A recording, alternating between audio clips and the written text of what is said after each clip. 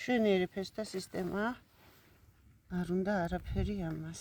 ერთადერთი ზემოთ ცოტა დაგრეხილია და რა შემოიხლართოს. აი ეს ნამდვილად უნდა იყოს მიწის სიმაღლეზე, ასე რომ მიწას დავუმატებ.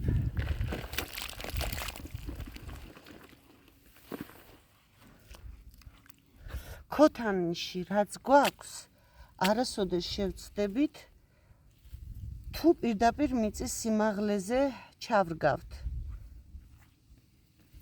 ვარდის შემთხვევაშიც კი, თუმცა როგორც ვიცით, ვარდი უნდა ჩავაღრმავოთ.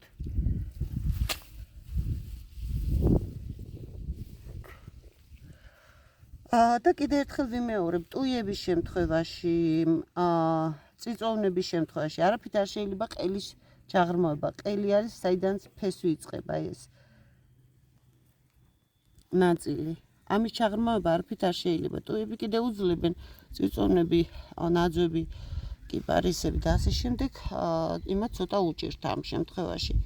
ასე რომ, აი ეს არ უნდა ჩაღრმავდეს არავითარ შემთხვევაში. საერთოდ მიწას აქვს თვისება, რომ ქვემოთ ჩაწევს ცოტათი, ამიტომ ცოტა ზემოთ უნდა ჩავრგოთ ხოლმე წიწოვნები, რომ არ ჩაიწიოს ქვემოთ. ანუ წიწოვნების ფესტა სისტემამ უნდა ისუნთქოს. წყალში ვრგავ ყველაფერს, როგორც ხედავთ, მით უმეტეს შემოდგომა ზამთრის პირზე წყალი დაეხმარება, რომ კიდევ ერთხელ ვიმეორებ, მიწა არ გაიყინოს. მცენარეს წყალი უნდა საკვების ასაღებად და აგრეთვე წყლის საშუალებას გვაძლევს, რომ გამოიდევნოს ჰაერის ბუშტულები, რომელიც შეიძლება ფესვებთან დარჩეს და შემდეგ მცარიელმა ადგილებმა გამოიწვიოს ფესვების მპობა. ესე იგი, ახლა ჩავრგეთ ჩვენ ნანდინა ბამბუკისებრი.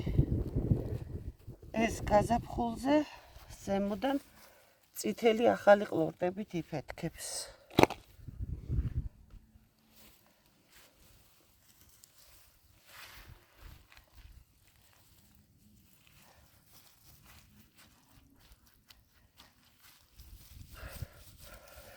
აი ხომ ტყლაპოში ჩავრგე. თქვენ წარმოიდგინეთ, კიდევ მოვწყავ.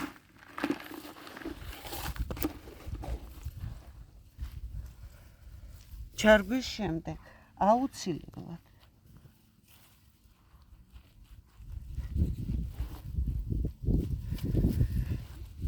ახლა აქ ცოტა არხს გავუკეთებ, დაღმართია და წყალი რო არ დავკარგო ხოლმე მორწყვისას, თავიდანვე გავუკეთებ პატარა არხს, იმიტომ რომ აქედან რო დავიწყო მორწყვა, წყალი ჩაედინება ქვემოთ დაღმართზე. ასე რომ აქ ექნება თავისი პატარა არხი და მორწყვის დროს არ დავკარგავ წყალს.